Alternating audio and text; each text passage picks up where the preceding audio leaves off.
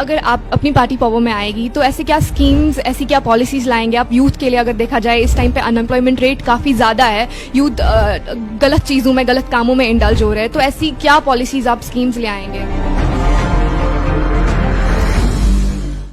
Hello and welcome. You're watching CEN News. So today here is with me Mr. Altaf Bukhari.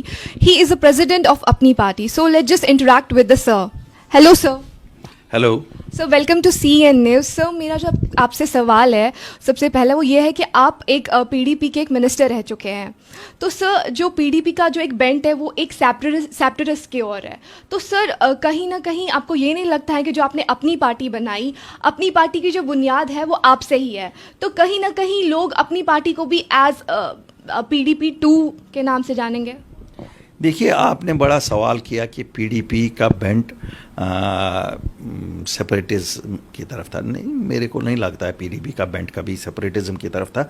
हाँ, उनका core agenda शायद self rule था, जैसे national conference का autonomy था। 5 अगस्त के बाद जो हालात बदले, 370 के उठने के बाद और 35A के उठने के बाद, इमोशनल नारों की गुंजाइश नहीं है। लोगों को इमोशनल नारों से धोखा नहीं दिया जा सकता है। अपनी पार्टी की बुनियाद सच पे है, और सच ये है कि जम्मू और कश्मीर के लोग, दोनों खित्तों के लोग स्टेटहुड वापस चाहते हैं। वो तहफ़्फ़ुज़ नौकरियों का अपने बच्चों के लिए चाहते हैं, वो तहफ़्फ़ुज़ ज़मीनों का चाहते हैं, और अपनी पार्टी की बुनियाद ही सच्चाई पे है और सच्चाई के लिए, और नाम भी इसका इसीलिए अपनी पार्टी की, लोगों के साथ कोई खिलवाड़ ना हो, लोगों की अपनी पार्टी है। सर, जो PDP है, कश्मीर के लोग जो है वो बहुत ज़्यादा प्रेफर करते हैं PDP को, बहुत प्रेफरेंस दी जाती है PDP को।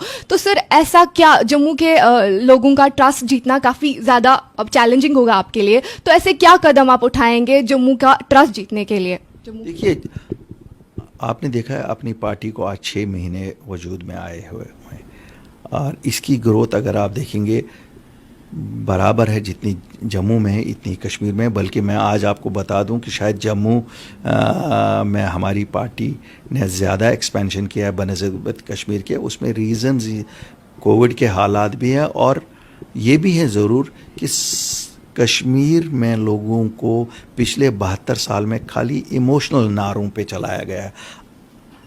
अपनी पार्टी कोई इमोशनल नारा नहीं देती है, ये बात सच है। हम अगेंस्ट द विंड वहाँ हैं, क्योंकि सच बोलना सियासत में सबसे मुश्किल काम, जो मुझे लगता है सियासतदान को सच बोलना होता है, और अपनी पार्टी ने वो मरहला तय कर लिया है। हम लोगों ने उसके साथ वादा किया कि हम सच बोलेंगे, कोई इमोशनल नारा नहीं दे देंगे। क्यों? इमोशनल नारों को कभी फुलफ़िल किसी ने नहीं किया। हम वही कमिटमेंट करेंगे। अब सियासत डेवलपमेंट की है, अब सियासत दोनों खित्तों के लोगों के दिलों को मिलाने की है, अब सियासत दोनों खित्तों के लोगों के अमन भाईचारे की है, और हम वही कर रहे हैं। Okay sir, after the article was scraped, उसके बाद हमसे बोला गया था कि एक यूथ पैकेज, एक्स गवर्नर जो थे मिस्टर सत्यपाल मलिक, उन्होंने एक यूथ पैकेज निकाला था जिसमें बोला गया था कि हम 50,000 जो एम्प्लॉयज़ हैं उनको हायर करेंगे, एम्प्लॉयमेंट देंगे। तो सर, उसके रिलेटेड तो हमें कुछ भी देखने को नहीं मिला, ना ही उसके रिलेटेड कोई नोटिफिकेशन मिली, ना ही स्कीम्स मिले। एंड उसके बाद भी 1 साल होने को आया जब से आर्टिकल टूटा हुआ है। सर, क्या डेवलपमेंट्स जो हमसे वादे किए गए थे यहाँ के जम्मू कश्मीर के लोगों के लिए, एक उनको सपना दिखाया गया था, तो वो किस हद तक पूरा हो गया? आप देखिए, मैं आपसे बिल्कुल सहमत हूँ कि जो कहा गया था कि 370 और 35A डेवलपमेंट के लिए ऑब्स्ट्रक्शन थे, ये बिल्कुल गलत था। हम पहले भी कहते हैं, आज भी कहते हैं, पॉलिटिकल इशू था। इस सेंटर में जो पार्टी है उनका ये एक पॉलिटिकल एजेंडा था।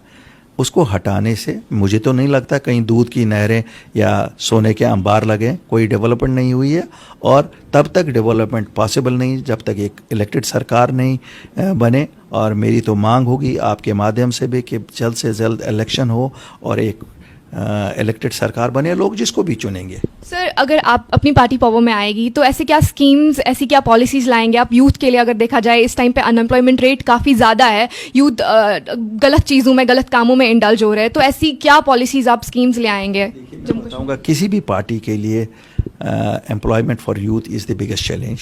देखिए, ये मैं वादा कतन नहीं करूँगा कि सबको सरकारी नौकरियाँ ही मिलेंगी।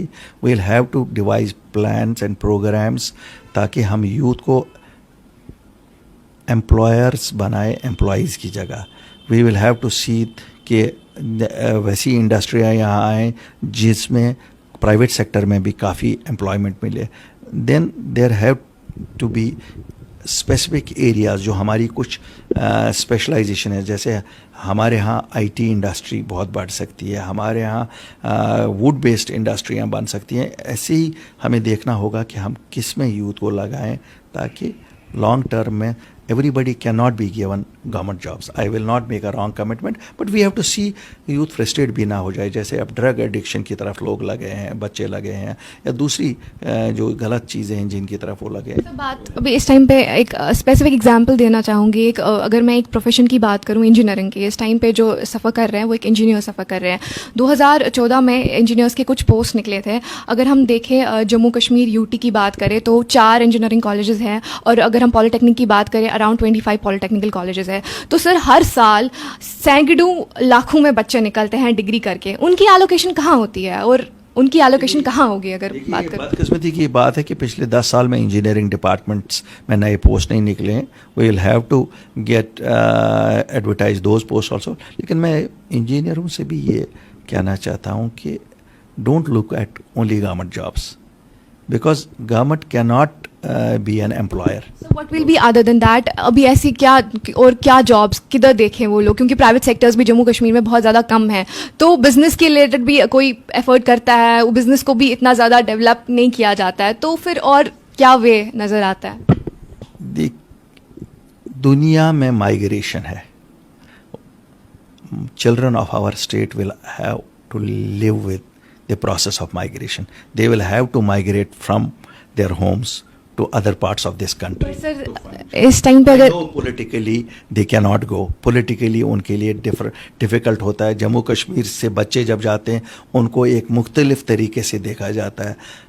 सर हमारे स्टूडेंट्स यहाँ इतने केपेबल नहीं है। अगर मैं फॉरेन की बात करूँ, they are having their very advance technology वहाँ है इस टाइम पे। फॉर एग्जांपल अगर किसी की इंजीनियरिंग की भी बात करूँ, काफ़ी ज़्यादा एडवांस्ड है। तो यहाँ के अगर एजुकेशन की बात करें, इतना ज़्यादा वो एडवांस नहीं है कि वहाँ उनको आराम से जॉब मिले। We'll talk about the abroads, like बच्चे अगर माइग्रेट करते हैं तो नहीं हो पाता है। तो कितने सारे एलोकेशंस, अगर हम इस पैंडेमिक की भी बात करें तो काफ़ी सारे यूथ जो है वो तो जॉबलेस हो गई। तो कैसे एलोकेट करेंगे इतने सारे बच्चों को? मैं आपको एक चीज़ बताऊँगा, our education has also to change. It has to be skill based education.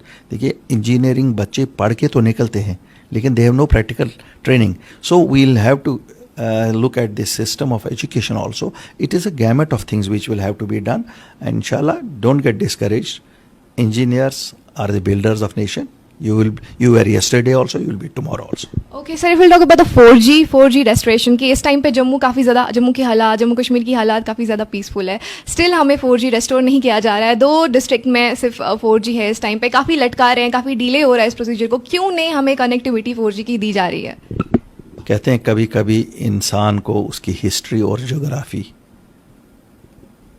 कैदी बना देता है कुछ चीज़ों का। जम्मू कश्मीर की हिस्ट्री, जम्मू कश्मीर की geography, we are located strategically at such a place which is making us suffer because for these facilities. Our children are suffering for 4G because we are located strategically at a place where one side you have China, one side you have Pakistan. I am hopeful the Honorable Prime Minister is listening to your voices, to the voices of the youth. जैसे उन्होंने 2 districts में शुरू किया है, उम्मीद है बहुत जल्दी बाकी डिस्ट्रिक्ट्स में भी हो जाए।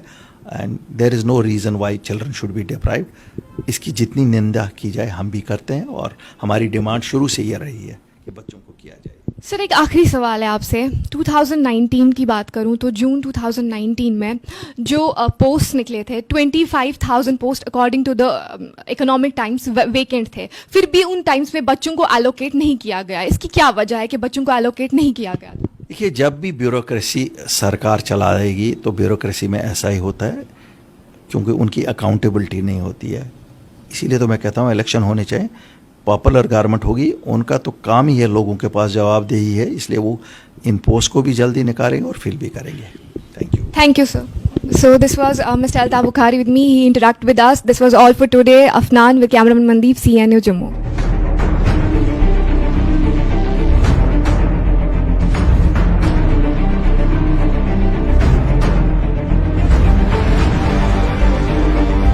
अगर आप अपनी पार्टी पावर में आएगी तो ऐसे क्या स्कीम्स, ऐसी क्या पॉलिसीज लाएंगे आप यूथ के लिए? अगर देखा जाए इस टाइम पे अनएम्प्लॉयमेंट रेट काफ़ी ज़्यादा है, यूथ गलत चीज़ों में, गलत कामों में इंडल्ज हो रहे हैं, तो ऐसी क्या पॉलिसीज आप, स्कीम्स ले आएंगे?